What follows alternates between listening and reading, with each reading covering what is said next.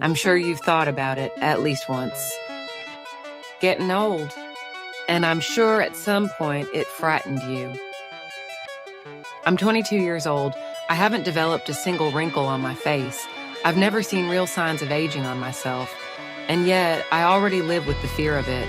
Because of the internet, because of the media, because of movies, images, beauty standards, everything we've grown up consuming. Even at 22, an age where you're not supposed to think about aging at all, I already feel it sitting inside me. And when I really look at that fear, I realize something uncomfortable. My biggest fear about aging isn't wrinkles. It isn't gray hair. It isn't my voice changing.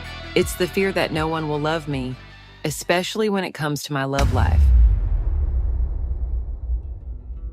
I'm afraid I won't be desired anymore, that I'll be compared to younger women, that I'll feel behind and at the end invisible. I imagine myself in my 60s or 70s, and I can't feel that invitation anymore, that attention, that sense of being wanted. And yes, I already think these thoughts. I already feel them, and it's terrifying, especially when society glorifies youth the way it does, especially for women. A few months ago, I would have said something shocking. I would have said I don't even want to reach my 60s. I even wanted life to be over in my 50s because I didn't want to be seen aging. That's how deep the fear went. And when I trace these thoughts back to their root, I realized something honest. If love didn't exist, I don't think I would fear aging like this at all. If desire didn't matter, if being wanted didn't matter, I think I would be fine. But because it does, because connection matters, the fear feels heavier. Life is too short to spend it obsessing over how other people perceive your face or your body, especially as you get older. You have to make yourself the main character of your own life. When I think about aging, I realize how much time I spend inside my own head, analyzing how others might see me, how they might judge my wrinkles, my body, my appearance. And at some point, you have to stop giving a shit. Life has so many details worth noticing, so many moments worth living, far more important than worrying about wrinkles. Life is happening right now. People die every single day. At every age, accidents, illnesses, tragedies, nothing is actually promised. So the greatest privilege isn't being beautiful. It isn't staying young. It isn't Botox or surgery. The greatest privilege is being alive. And even after understanding all of this, I was still afraid until Gillian Anderson entered my life. Before her, I was still stuck in this fear, even at 22, even as someone who wasn't supposed to be thinking about aging yet.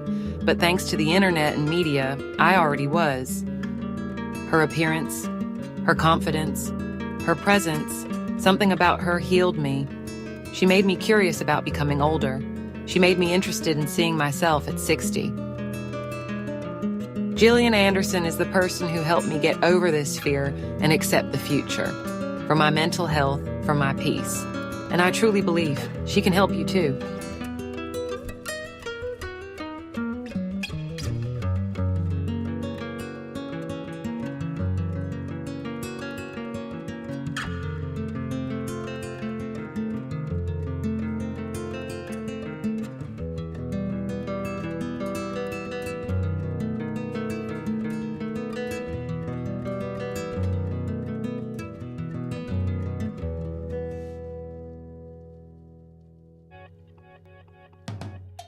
I first met Gillian Anderson when she was playing Dr. Bedelia in Hannibal.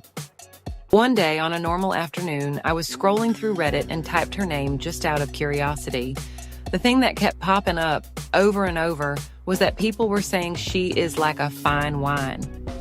Then I realized a huge number of commenters were saying she's more attractive in her 50s than she ever was in her 20s or 30s.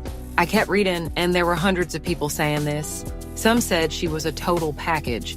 Others said she looks hotter now than ever. Many said her presence, her confidence, and her style now feel stronger than anything she had when she was young. That shocked me, because until that moment, I had been living with fear. Even at 22, I thought getting older meant losing something essential: beauty, desire, attention. I literally believed aging was a kind of vanishing act, but seeing people talk about Gillian like that, it collapsed the narrative I had built inside my head. That's an important distinction. It's one thing to look young, it's another thing to be comfortable being older. And when you look at how she talks about aging, it's real, not performative. She said she tries not to focus on age as something scary, that she presents herself in the world honestly, and that she tries to live in a way that feels real rather than chasing youth. She's also talked about how there's still shame around women aging, how the media and everyone expect women to stay young or be ashamed of signs of age on their bodies.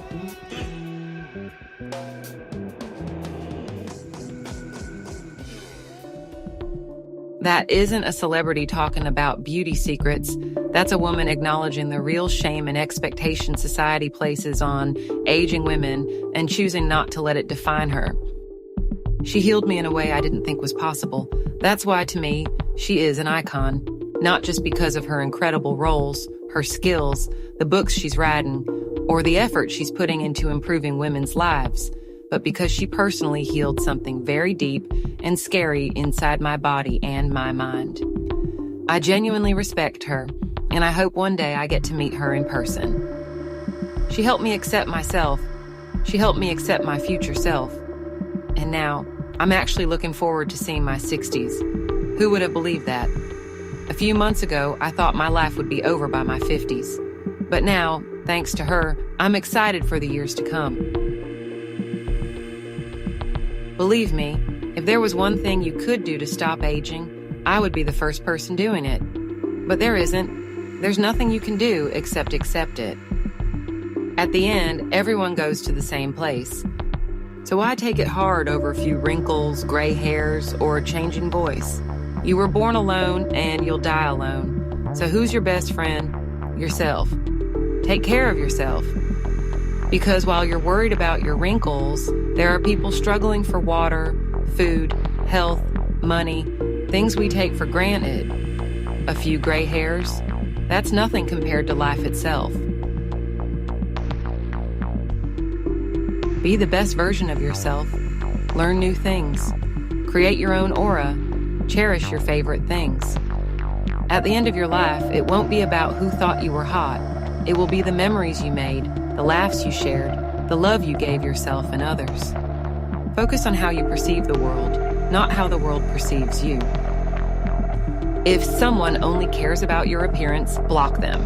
That's not iconic. Here, on this channel, we only accept iconic energy. People who care about your inner world, that's iconic. Surround yourself with people who see your mind, your soul, your heart, not your wrinkles, not your age, not your voice. Those who value your inner world are the ones who belong in your life. At the end of the day, life isn't about being perfect. It's about being real, taking care of yourself, and enjoying the little things. Laugh, create, explore, love yourself. That's truly iconic. And yeah, even those little gray hairs, they don't change a thing. I uncover what makes fashion as a cultural movement iconic. If you love this video, make sure to subscribe and see you in the next one.